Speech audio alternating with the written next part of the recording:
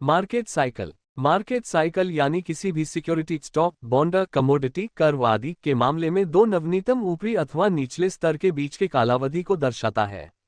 सरल शब्दों में कहें तो वह किसी भी सिक्योरिटी के उतार चढ़ाव के चरण को दर्शाता है। शेयर्स हो या कोई सिक्योरिटी, उनके भाव में अक्सर उतार चढ़ाव होता है। इसलिए उनमें ट्रेडिंग करने वाले ट्रेडर्स इस उतार चढ़ाव के पैटर्न को जानने में रुचि रखते हैं, जिसके आधार पर यह अनुमान लगाना संभव है कि निकट भविष्य में भाव बढ़ेगा या घटेगा। इस प्राइस पैटर्न को मार्केट के चरण अर्थात स्टेजेस ऑफ मार्केट के नाम से भी जाना जाता है। एक प्रसिद्ध कहावत है जो ट्रेडिंग पर लागू होती है, हम हवा की दिशा बदल नहीं सकते, लेकिन हम अपने जहाज के पाल को हवा की दिशा में मोड़ सकते हैं। एक अच्छा नाविक हवा की दिशा के अनुसार अपनी नाव को दिशा देता है और अपने लक्ष्य तक पहुंचता है। इस तरह से बाजार के विभिन्न चरणों को समझकर और भाव किस प्रकार से बढ़ता और घटता है उसका अंदाजा लगाकर ट्रेडर ट्रेडिंग के नए मौके ढूंढ सकता है और अपने ट्रेडिंग रिस्क को कम कर सकता है। इसलिए आगे बढ़ने से पहले बाजार के इन विभिन्न चरणों को जान लेना महत्वपूर्ण है। यदि ट्रेडर बाजार के प्रत्येक चरण को पहचानकर और समझकर उसके अनुसार अपने ट्रेडिंग स्टाइल में बदलाव करता है तो वह निश्चित रूप से ट्रेडिंग में अच्छी कमाई कर सकता है। मार्केट में ऐसा नजर आता है कि ट्रेडर्स एक निश्चित अवधि में एक निश्चित तरह का बर्ताव करते हैं और उसके अनुसार ही वह ट्रेडिंग करते हैं। बाजार के महत्वपूर्ण चरणों के आधार पर यह व्यवहार पता चलता है। इसलिए मार्केट के स्ट्रक्चर का अध्ययन कर ज्यादातर लोग किस तरह से सिक्योरिटीज में ट्रेडिंग कर रहे हैं वह पता चलता है। मार्केट साइकिल के प्रमुख चरण। मार्केट साइकिल मुख्य रूप से 4 चरणों से गुजरता है। वह इस प्रकार है: accumulation phase, advancing phase, distribution phase, declining phase. Market के इन चारों चरणों को नीचे की आकृति में दर्शाया गया है, जिससे उन्हें बेहतर ढंग से समझा जा सकता है। ये चरण संपूर्ण मार्केट, इंडेक्स या किसी भी सिक्योरिटी को लागू होते हैं। Distribution phase, accumulation phase, advancing phase, declining phase. अब हम इन सभी चरणों को विस्तार से समझते हैं। Accumulation phase. एक्यूमुलेशन फेज या स्टेज किसी भी मार्केट साइकिल का सबसे पहला चरण होता है। ये चरण तब आता है जब सिक्योरिटी अपने पिछले डिक्लाइनिंग चरण को पूरा करने के बाद कंसोलिडेशन फेज से गुजरती है। इस चरण के दरमियान लोग उन शेयर्स को तब एक्यूम्यूलेट करते जाते हैं जब वह एक निश्चित रेंज में ट्रेड करते हैं।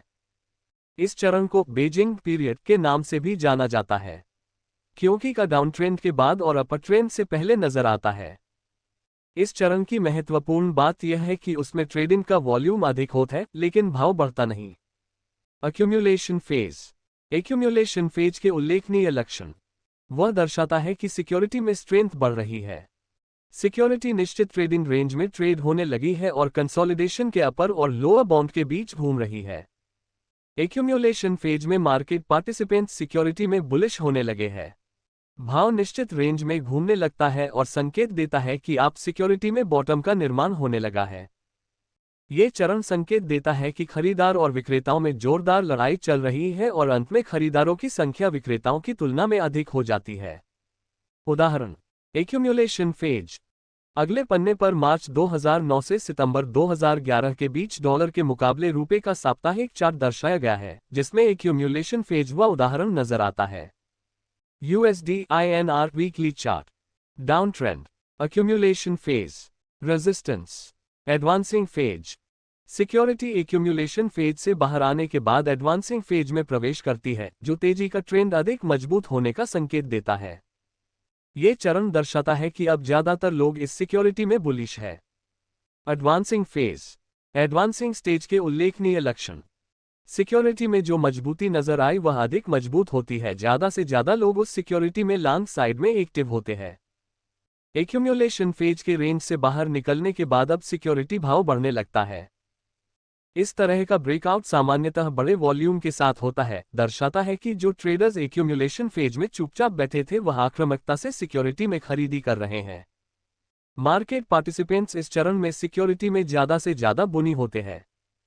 इस चरण में सिक्योरिटी का भाव ज्यादा से ज्यादा ऊपर जाने लगता, जिससे हायर हाई और हायर लो पैटर्न तैयार होता है। उदाहरण: एडवांसिंग फेज। नीचे अप्रैल 2002 से फरवरी 2004 के बीच नास्डॉक कंपोजिट इंड का साप्ताहिक चार्ट दर्शाया गया है, जिसमें एडवांसिंग फेज का उदाहरण आता है। Nasdaq composite weekly chart.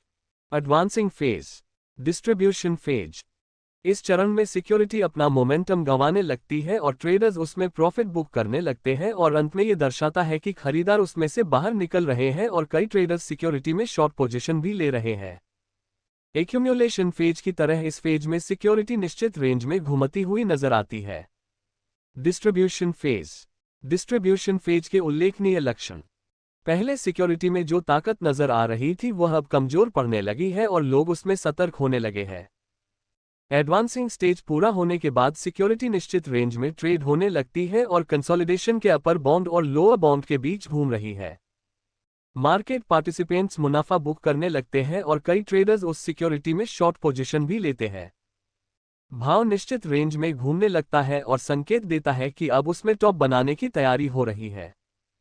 ये चरण संकेत देता है कि खरीदार और विक्रेताओं में जोरदार लड़ाई चल रही है और अंत में विक्रेताओं की संख्या खरीदारों से अधिक होती है। उदाहरण, distribution phase.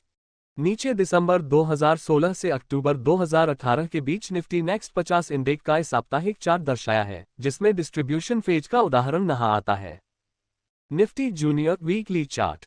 Distribution phase. Resistance. Declining phase.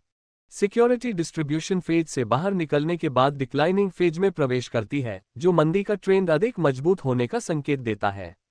यह चरण दर्शाता है कि अब ज्यादा से ज्यादा लोग उस सिक्योरिटी के बारे में बेयरिश है। मार्केट साइकिल का यह अंतिम चरण है और ज्यादातर निवेशकों के लिए वह अनुकूल नहीं होता। यह चरण रिवर्सल फेज के नाम से भी जाना जाता है क्योंकि इस चरण है दरमियान जिन ट्रेडर्स ने पहले एक्यूमुलेशन फेज में खरीदी की अर्थात एंट्री तथी वह इस चरण में एग्जिट लेने लगते हैं। इस चरण की महत्वपूर्ण बात यह है कि भाव में गिरावट के साथ ट्रेडिंग वॉल्यूम में बढ़ोतरी नजर आती है। Declining phase. डिक्लाइनिंग फेज के उल्लेखनीय लक्षण। सिक्योरिटी में जो कमजोरी नजर आई थी वह अधिक बढ़ती है और ज्यादा से ज्यादा लोग इस सिक्योरिटी में शॉर्ट साइड में एक्टिव होते हैं। डिस्ट्रीब्यूशन फेज के रेंज में से ब्रेकडाउन होने के बाद अब सिक्योरिटी का भाव गिरने लगता है। सामान्यतः इस तरह का ब्रेकडाउन बड़े वॉल्यूम के साथ होता है, जो संकेत देता है कि जो ट्रेडर्स डिस्ट्रीब्यूशन फेज के दरमियान चुपचाप बैठे थे वह अब आक्रामक होकर बिक्री कर रहे हैं। इस चरण में मार्केट पार्टिसिपेंट्स सिक्योरिटी में ज्यादा से ज्यादा बेयरिश होते हैं। इस चरण में सिक्योरिटी का भाव लोअर लो और लोअर हाई बनाने लगता है। उदाहरण, डिक्लाइनिंग फेज। नीचे सितंबर 2018 से जनवरी 2019 के बीच एप्पल इंक का दैनिक चार्ट दर्शाया गया है, जिसमें डिक्लाइनिंग फेज का उदाहरण नजर आता है। Apple ink daily chart. Resistance, support, declining phase, breakdown. अब आप मार्केट साइकिल के सभी चरणों को अच्छी तरह से समझ गए होंगे, इसलिए अब आपको चार्ट पर मार्केट साइकिल के इन सभी चरणों को देखकर प्रयास करना चाहिए। नीचे जे.के. लक्ष्मी सीमेंट का अप्रैल 2016 से दिसंबर 2016 के बीच का दैनिक चार्ट दर्शाया गया है। इस कालावधि के दरमियान आप मार्केट साइकिल के चारों चरण एक्यूमुलेशन, एडवांसिंग, डिस्ट्रीब्यूशन और डिक्लाइन फेज को स्पष्ट रूप से देख सकते हैं। JK. Lakshmi cement daily chart. Advancing phase, accumulation phase, distribution phase, declining phase। नीचे रामको सिस्टम का अक्टूबर 2011 से दिसंबर 2013 के बीच का क्षणिक चार्ट दर्शाया गया है। आप उसमें भी मार्केट साइकिल के चारों चरण को स्पष्ट रूप से देख सकते हैं। रामको systems daily chart. Distribution phase, advancing phase, accumulation phase, declining phase. इस अध्याय का ये भाग यहीं समाप्त होता है। हमने इसमें आपको महत्वपूर्ण जानकारी देने का पूरा प्रयास किया है। इस पुस्तक का अगला भाग जल्द ही आपके लिए उपलब्ध होगा। इसमें हम एक नया अध्याय शुरू करेंगे और आपको और भी रोचक और उपयोगी जानकारियां प्रदान करेंगे। इसलिए हमारे साथ जुड़े रहें ताकि आप इस पुस्तक के अगले भाग को मिस न करें। अगर आपको ये जानकारी पसंद आई हो तो कृपया इसे लाइक करें, शेयर करें और हमारे चैनल को सब्सक्राइब करना न भूलें। आपके समर्थन से हमें और बेहतर कंटेंट और इस पुस्तक के अगले हिस्से को तैयार करने की प्रेरणा मिलती है। जल्द ही मिलते हैं अगले भाग में, तब तक पढ़ते रहें और सीखते रहें।